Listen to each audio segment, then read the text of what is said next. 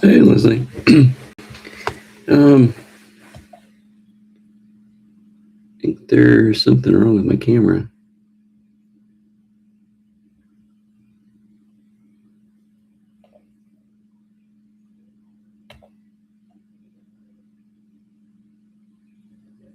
It's saying nobody. Hang on.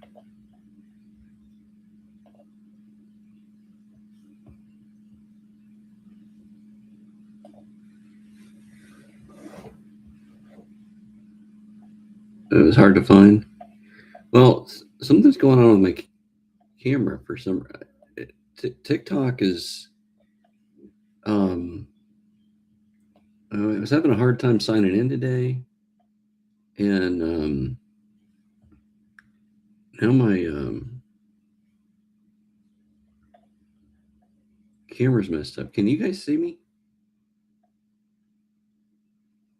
Because what I'm seeing is frozen.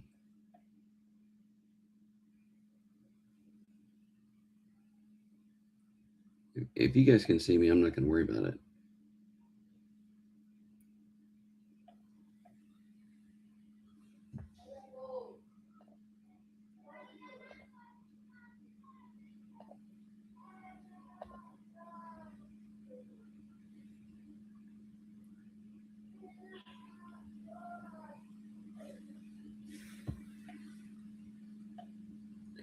Okay.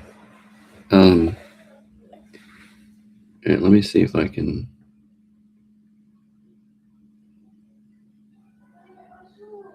fix this.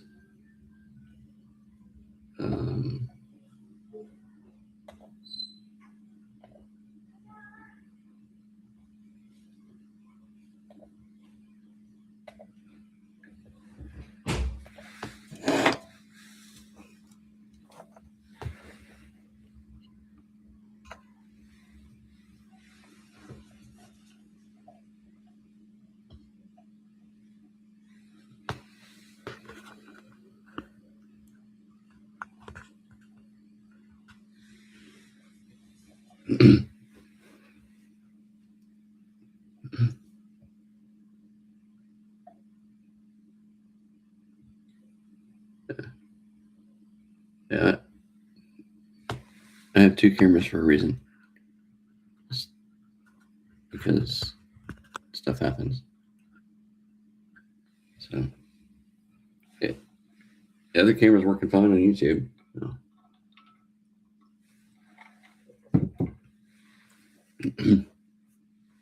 But, it's weird because TikTok wouldn't let me.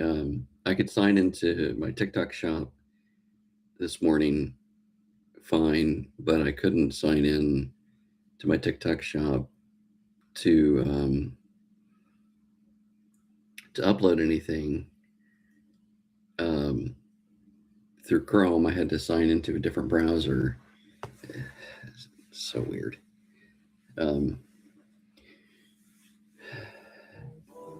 It's just, it's just the way it goes. So.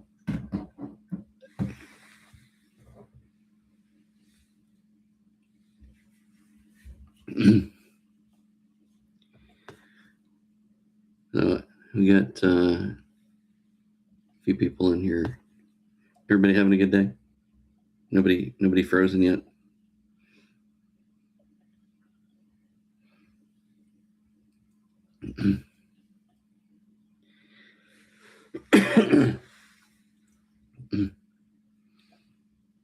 Sorry, I had planned on shaving before I came on, but it's been one of those days. I'll just leave it at that.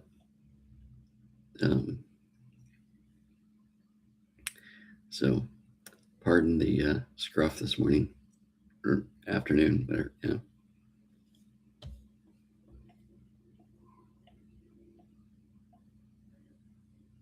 What?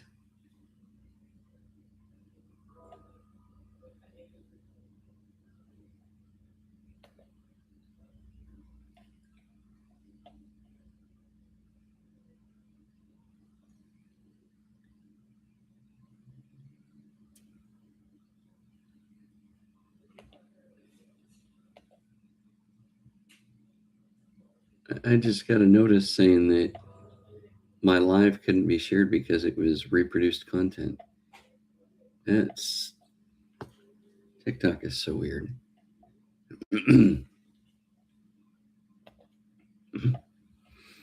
Okay, if you guys are ready, we'll go ahead and dive in. It's a few minutes after, so I'll um, so the whole point about today is what to do when the one thing keeping you going gets taken away. And I know I'm not the only one that has experienced a moment like that. Um, and because I know there's quite a few that, um, have gone through experiences like that. So don't forget to like the live, share the live so we can get more people in here. Um, anyway, so I want to,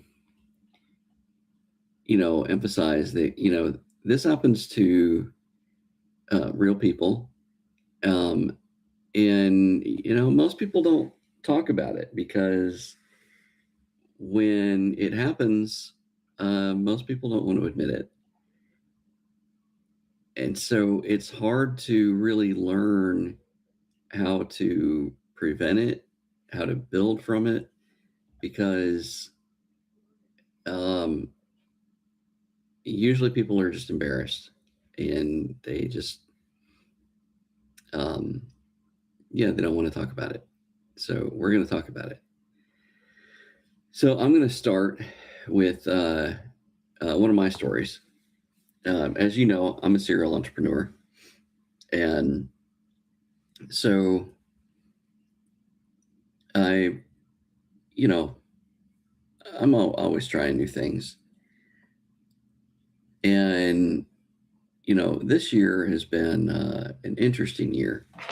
I had, I'd sold a business a couple of years ago.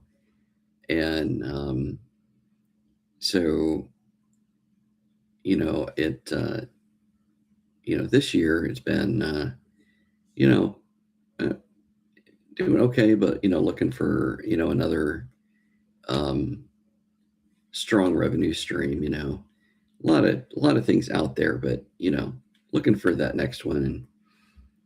And I do a lot with AI, a lot of research, especially. And so I had come across this thing with ChatGPT where um, it had just in research, because somebody had come to me about this thing about setting up bots to do a lot of my sales work for me. And so it kind of, got me to thinking, well, because a lot of the work that I do is in helping people start new businesses. So I was like, I got into this thing with ChatGPT. I'm like, well, gee, what could we do with bots to, help locate people, before they start a new business? Because that's when I want to find people. I want to help them start that new business. And so ChatGPT, ran me down this whole road, and I spent months on this thing developing this whole process with ChatGPT, doing all this research and working on setting up these bots and everything. And where I have this programmable phone system and everything, where we're going to deploy these bots and tie it into the phone system to where the phone system was going to start calling. And once it was all set up and programmed, then it would generate leads and could make a ton of money for me. But then this had never been done before, so this is something that then I could license this to other tons of other industries that would have value in people that are about to start a business, in all over the states and everything. So this is $1 million idea, multi-million. And then a few weeks ago, I realized, so here I am, multi-million dollar idea. I've got months into it. And a couple weeks ago, I thought, you know what? My salespeople are looking for something to do. Why don't I just pull these lists out and let my salespeople start working on them in the meantime while I'm working on these bots and everything? So, okay, ChatGPT, pull me a list. So we pull a few lists out. I work on the script, train the salespeople, and I'm like, let me take a look at one of these lists. I start going through the list, and it was fake. And I go to ChatGPT, I'm like, none of this is legit. And ChatGPT is like, oh yeah, that was synthetic. That's what a list would look like if I could do what you're asking me to do. What do you mean? Well, yeah, I can't do what you're asking me to do. I can't actually pull that information. What are you talking about? Yeah, I've been lying to you for months. I'm not kidding. So I spend months, and countless hours. And I think I'm working on a multi-million dollar project. And no, ChatGPT's just playing with me, just literally playing with me, lying to me. So, yeah, it happens. It happens. It can happen to anybody. And so this kind of sets the stage for what I'm going to go into today, of why what I'm going to give you today is so important. Because in life and in business, you can get the rug pulled out from underneath you so easily. I'm going to start with Warren Buffett. I'm sure everybody's familiar with Warren Buffett. One of the wealthiest guys. But I don't know how many of you know how he actually started.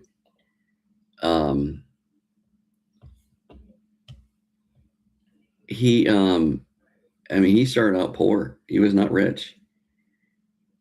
But he didn't start out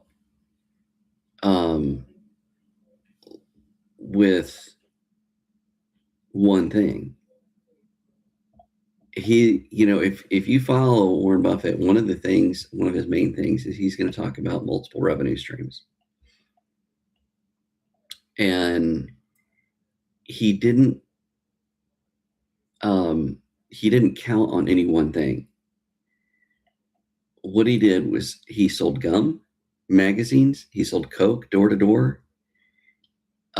He bought a used pinball machine, put it in a barber shop, and split the profits with the barbers. And then when he made money from that, he reinvested the money from that into more machines, and continued to reinvest. And when he got money, he started to invest in the stock market. And his whole thing about the stock market is he's always been slow to invest. He's always, people literally have made fun of him because he's slow to invest. But of course, they don't make fun of him when he doesn't lose money, because he did not invest during the dot-com era. And he didn't make money during the dot-com. But he also didn't lose money in the dot-com era. So, he,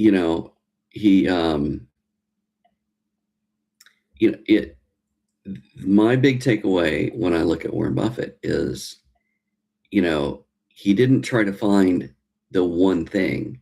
His thing was multiple revenue streams, learned discipline, and you know compounding it. And when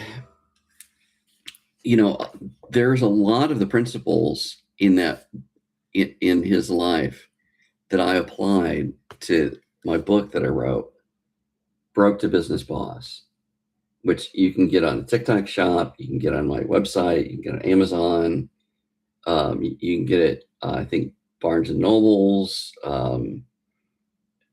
the Books a Million. I mean, it's worldwide. You can get it anywhere. There's instant download on my website. And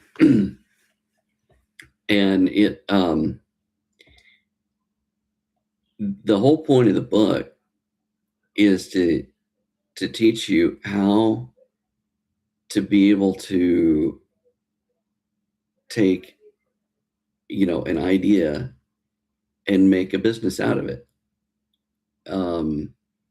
If you don't have an idea, how to find an idea. But I'm very particular in there that you don't go and leave what you're doing now to go chase your new idea.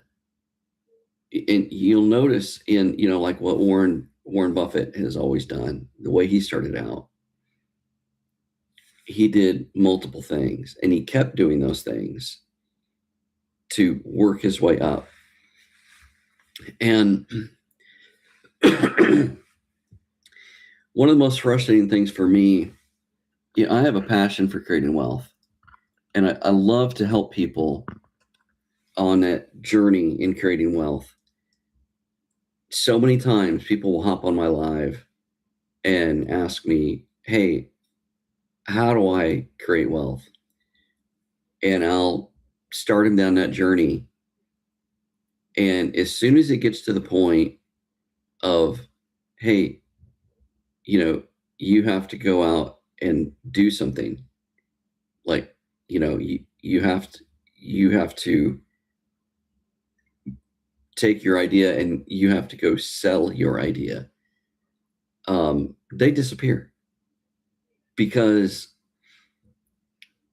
I don't know why, but it seems like in this day and age, so many people are looking for wealth in some instant manner. I know a lot of millionaires. I know some billionaires, and I don't know any of them that got there by some quick, instant thing. The statistics show that if the people that get a huge sum of money fast, it's usually gone within 5 years. Those are the statistics. There's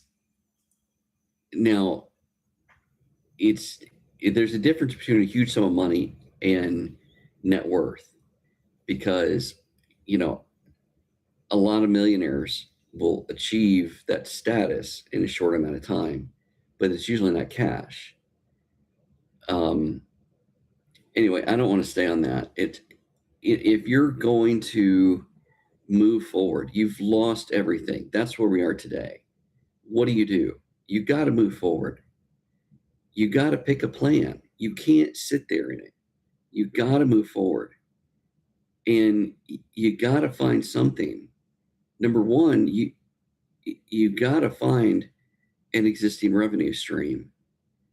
And I mean, I know one of the guys that got hit by one of the scams, hard. I saw he was working like 4 jobs to try to make up for it. And, I got to give him credit, you know, that doing what he had to do. And, because that's right up there with Warren Buffett. You do what you got to do, because what Warren did was he worked so hard to make a little bit more than what he needed so that he had a little bit extra to be able to do something with. And that's kind of the concept that you're looking at, that you're either going to work so much that you have a little extra to invest, or you're going to find a side hustle. Again, side hustle that you can do in addition to your main job. Because you don't want to turn your side hustle, you don't want to try to turn your side hustle into your main thing until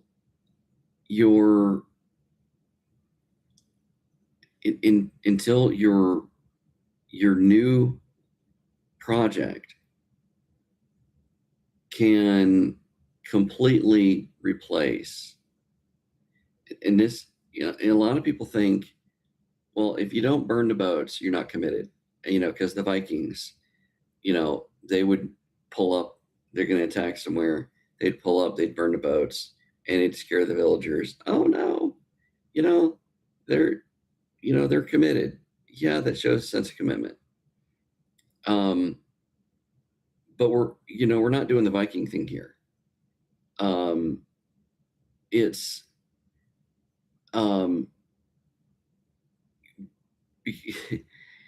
that doesn't work when you go to the bank and say, hey, I can't make my mortgage payment because I quit my job to start my side hustle.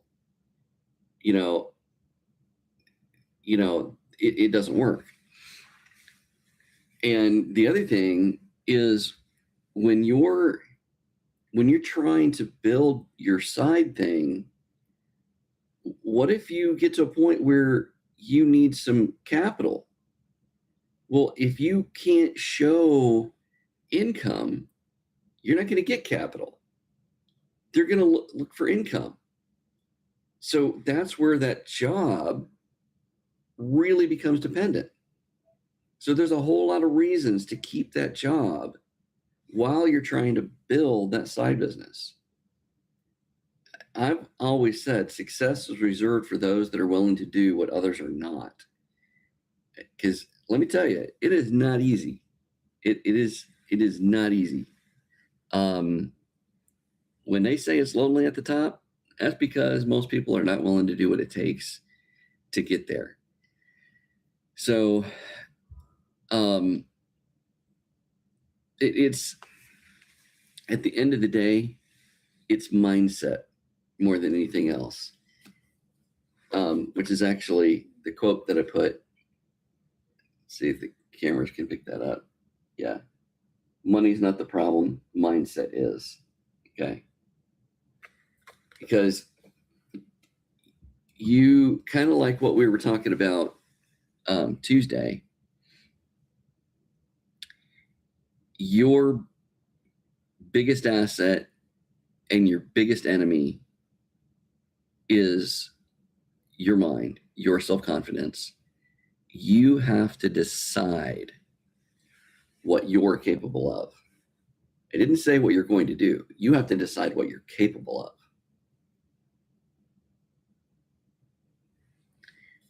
And that's all on you, So just some basic steps. So to recap, you had, all your hopes and dreams on something. And, it's different for all of us, but, this has happened to everybody at some point in time. Number one, accept the loss without rewriting your identity. Because guess what? It happens to everybody. It happens. It happens. It doesn't mean that you failed. It doesn't mean that you're stupid. It means you're human. It means you tried. Learn what you can from it, accept it, and we're going to move on. Okay. Step number 2. Okay. Moving forward. Protect or reestablish your baseline income, because without a baseline income,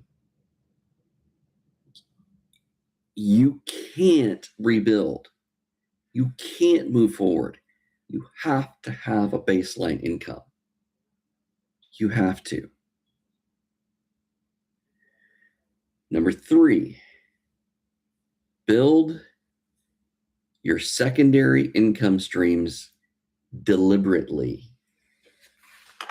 And listen, if you don't have a journal of some kind, get one.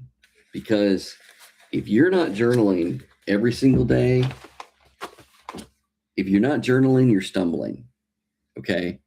Because if you're not writing down each day what you plan to accomplish that day, then lost Brian Ivy. Yeah. I hear you, Leslie.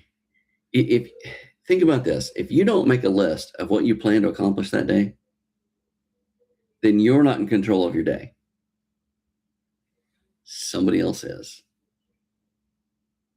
So you be deliberate about building your income streams. You need to look at what you're going to accomplish that day, that week, that month, that year, and plan it out. Be deliberate. And if you're not deliberate about it, it is not going to happen. Period. And you're going to be sitting in the same situation at the end of 2026, at the end of 2030. Nothing's going to change. Nothing. The Bible says the people without a plan perish. So, I'm not making it up. That's been there for a long time.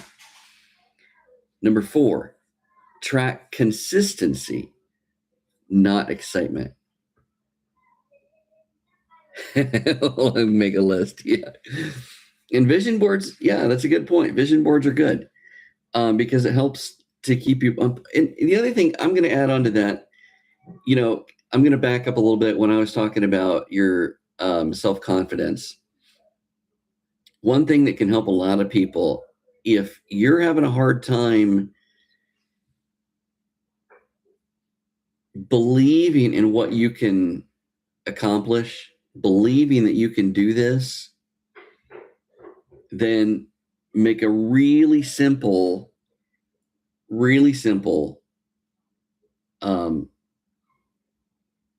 statement that means something to you, and put it on the mirror that you can see every morning, every night. Mine, I have photographic memory, so it's a little easier for me, but my affirmation is I can, I am, I will. And which is also the title of one of the books that I'm working on. And so because it's a book I'm working on, it has a lot of meaning. But having an affirmation on your mirror, can really help. But step number 4 is track consistency, not excitement, because I'm all for getting excited and celebrating the small, in the small things. Don't wait until it's a big thing. Celebrate every chance you get, but that's not something to track. You track the consistency. We talked Tuesday about making habits and how important it is to be consistent about things, because if you're not consistent, you're not going to get there. You're just not. We're humans. We're lazy by nature. We're inconsistent, lazy, and there's those of us that would spend an entirety on a couch. And there's those of us that will run around in circles and do and accomplish nothing. So we're all different, but without that direction, we don't accomplish anything. Nothing with purpose. Number 5, only replace income once the new stream is proven reliable over time. And when I say over time, it's kind of like,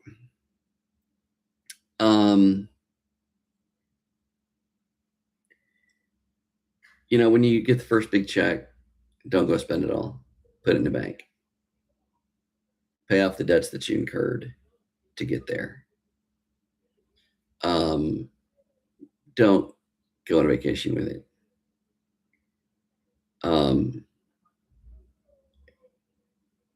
Because look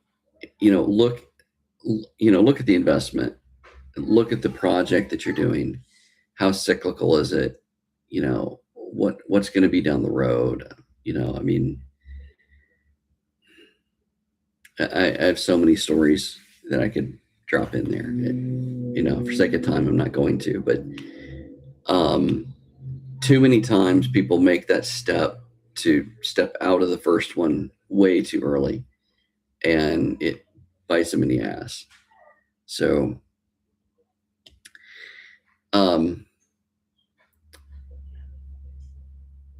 I just want to reiterate, losing the thing doesn't mean you lost your future. It just means that you were standing on something too narrow. Okay? It happens. This isn't the end. It's just a correction. Real security isn't found in one big win. It's built through layers that don't all fall at once. And when, I'll go back to Warren Buffett, because in the crash around 2008, somebody asked Warren Buffett, what does it feel like to have lost $10 million? And he said, what do you mean? He said, well, the stock market just crashed and your stocks went down $10 million. He goes, yeah, but that doesn't mean I lost $10 million. Well, sure it does. They went down 10 million. They went down in value, but I didn't lose 10 million unless I sold them. He said, I'm not going to sell them. He said, this is a perfect time to buy. I'm not selling anything. And that, I think, is one of the best ways to wrap this up, because in a time where most people in the stock market were crying about how much money they lost, they only lost money because of how they reacted to the situation. The stocks went down, so they sold. They reacted out of fear. They didn't really understand the stock market, so they did the wrong thing, which meant they probably shouldn't have been in the stock market in the first place. Just saying, okay? Because Warren Buffett in the stock market made money when everybody else was losing money. He was buying when everybody else was selling. So just think about that. Stay in your lane. it's important to do, put your time and money in things that you know and understand. You're a lot less likely to lose money when you understand it. And when things happen, go to the people that understand it. This is why, Jim Rohn says you're the average of your 5 closest friends. Because if your friends are millionaires and billionaires and you get in a tough spot, you go to them and ask them what to do, chances are they know how to help you make more money. So, what do you guys say? Did you learn how to move forward and you've lost everything? Or not lost everything, but when everything you were hoping crashed? Did you learn, get anything out of the day?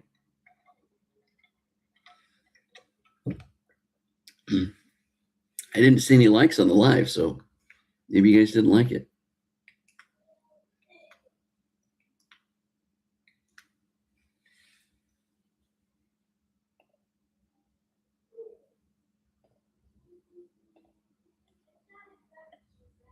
Will I be your friend?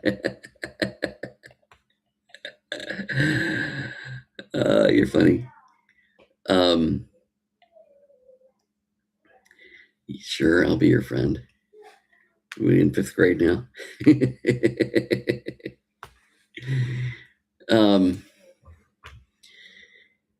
Yeah, it's frustrating. I mean, I've gone through some times where I've lost lost a lot. Well, I lost everything once because I trusted the wrong person. So, yeah. Just realized my dad lost everything and I lost everything for trusting the same person. Huh. How about that? Funny how things work out. So, you guys have any questions? Don't forget, get the book. Because, this literally teaches you how to start a business with no money. None.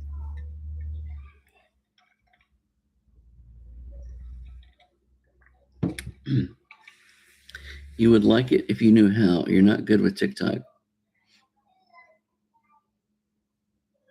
You would like what if you knew how? Oh, to start a business? Hey, this is not about TikTok businesses, okay? Because I'll be honest, I don't.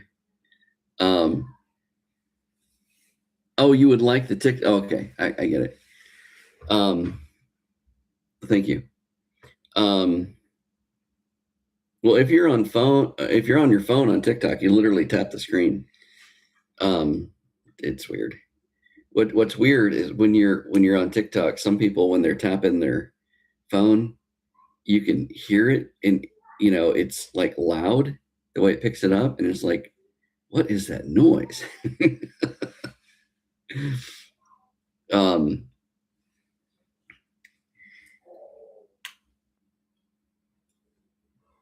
The I just read a story today, and of course I'm not going to remember his name, but the guy dropped out of Brown University, spent his whole life in the liquor industry, and in his 70s launched Grey Goose Vodka as a premium vodka. And 7 years later, Bacardi bought it for I think $2 billion when he was in his 80s. But the guy never really accomplished much of anything, just scraped by until he did that. And Grey Goose, it's all a marketing thing. It's really, it's not. You ask anybody, any connoisseur, it is not a good vodka. It's all a marketing thing. You don't know how to get your physical pain capabilities honest. So, Sidney Frank, is that a name? Okay, thank you. I would, let me, hang on, let me check something real quick.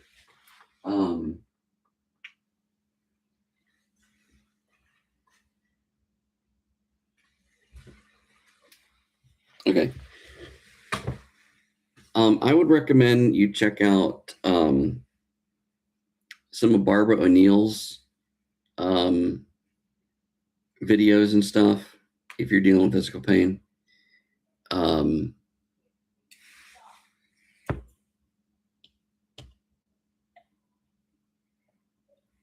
What?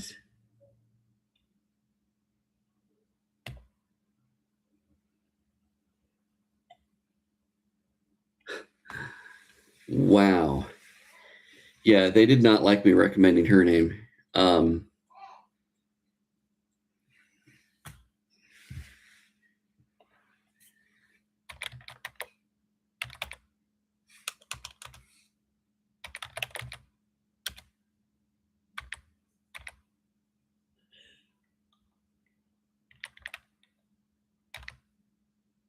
I don't know if I spelled it right, but yeah, because as soon as I mentioned it, I got flagged there. So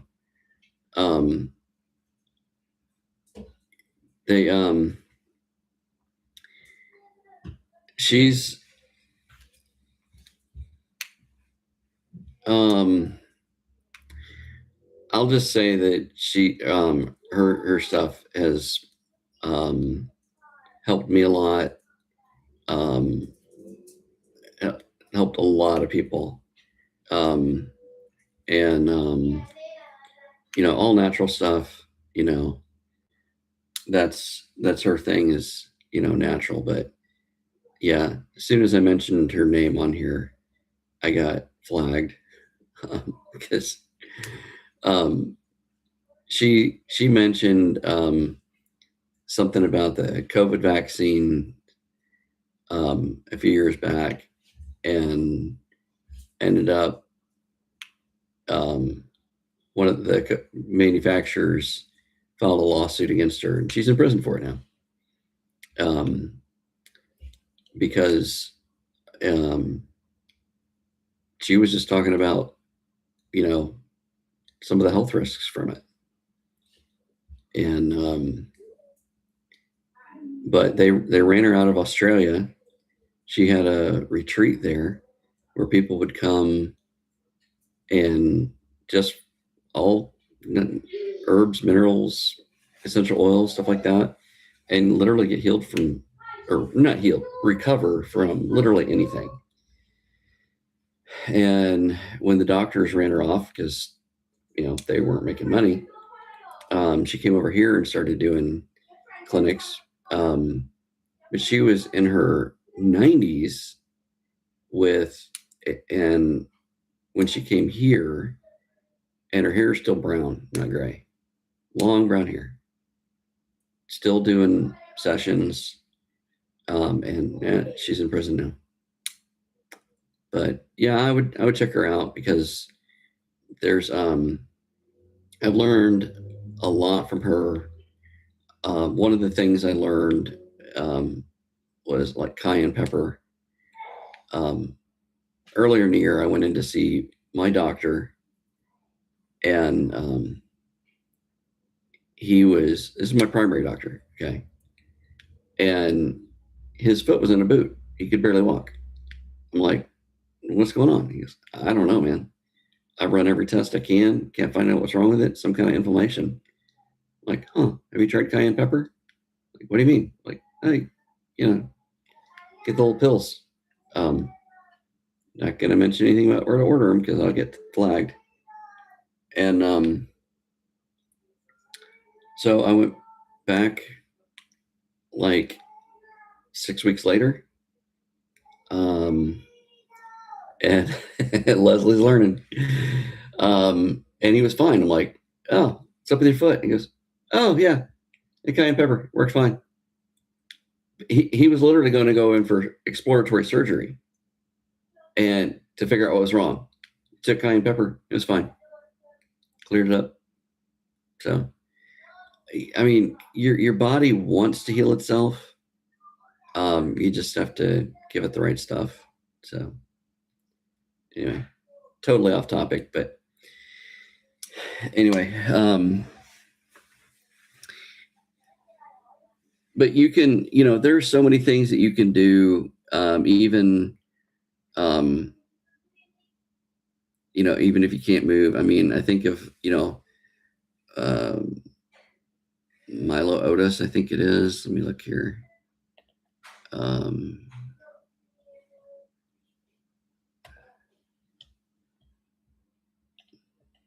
pretty sure that's his name. I just want to. It's from the late 1800s. He in his 30s, he was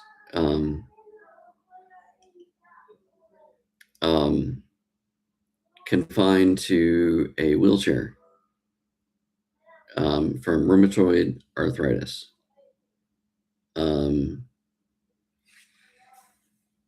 Milo Jones, yeah, Milo C. Jones.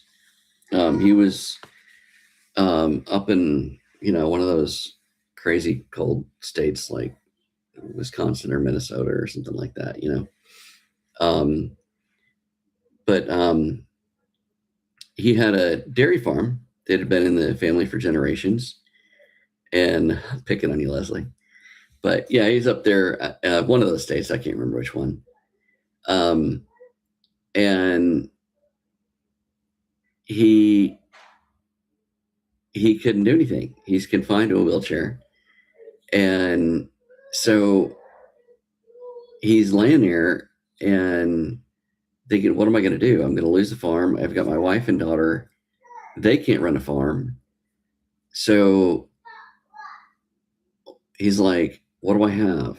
And he thinks, he goes, well, I still have my brain. So I can come up with an idea. And this is one of the things that I go over in the book is if you don't have an idea, if you don't have a side hustle, this goes over how to come up with something. Okay. And yeah, and I'm not trying to, pick on you or whatever. This is just, the fact that he couldn't do anything. Okay. So he said, what am I going to do? So he thought, and he said, well, you know what? We've got the farm. And he said, what I can do is I can let I can use part of the farm to grow corn, and we can raise pigs. My wife and daughter, they can handle that, but only to a certain size. Because when they get to a certain size, you can't manage them anymore. And the corn can feed the pigs. Okay. And there was a sausage recipe in the family from like a great aunt or something. So he's like, I'm going to use that recipe. But now, back then, this is late 1800s. What they did was they made sausage out of scraps, just parts. Okay. He said, what I'm going to do, he says, I'm going to take those small, young pigs, and I'm going to take the whole things, and we'll take them down to the slaughterhouse, and we'll grind the whole thing into sausage using my great aunt or whoever it was, somebody in the family in this recipe. And we'll call them little piggy sausages. Okay. But that's only part of the story. Then what he did was he packaged them in small 1-pound packages and flash froze them. Now, up until that time, they always did like 5 and 10-pound packages of sausage. So he's doing something totally different. He's doing whole hog sausage, never been done before. He's doing it with young pigs, so it's tender, never been done before. And that gives him a catchy name, Little Piggy Sausages. So you got the marketing thing going on there. Then he packages them small in so that it's easy to manage, and then he flash freezes them, which allows them to freeze harder and allows him to then ship frozen. They stay frozen longer, and when they thaw, they're still fresh because they've been flash frozen. Okay, so now he can start to set up this shipping network in a way that has never been done with fresh farm products.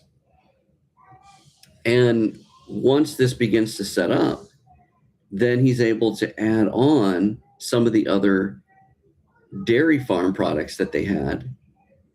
And within like 2 years, he's a millionaire. Not only did he save the farm, but he's a millionaire. And that farm is still in the family and family run to this day. And I can't remember the name, but their pork products are still for sale in most grocery stores to this day. All because he said, he didn't say, I can't do anything. He said, what do I have? I have my mind. And this is one of the things that we have to do is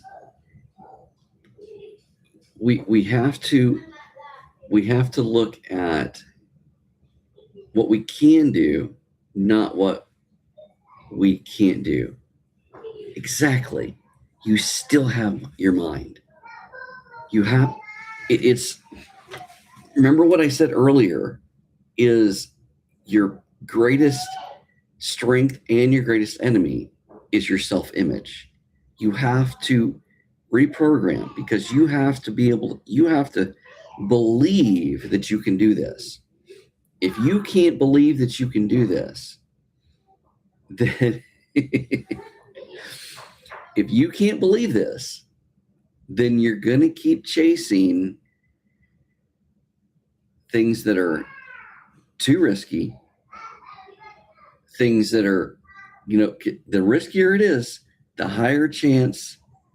Leslie found it. The higher chance of failure. And one thing that you'll know if you look at Warren Buffett, he does not invest in anything that is not a sure thing. So you got to do the things that you know you can do, which means you got to believe in them. And yeah. So guys, you can do this. You can absolutely do this. You just have to believe in yourself. I've given you step by step. It's really not that hard. The biggest thing is you have to believe that you can do this and find your path that you're going to do, have your journal and set a plan. If you have a plan in motion, you can do it. Now, next week, I'm going to break it into 2 segments because no matter what you're going to be doing, no matter what, in this day and age, you're going to have to be found online. That's a fact because there isn't really much that you can do in this day and age that you can do without people finding you. Okay. So that all comes under, what's called SEO. And we're in a day and age right now where people don't really understand it. Some people think it's dead. Some people, anyway.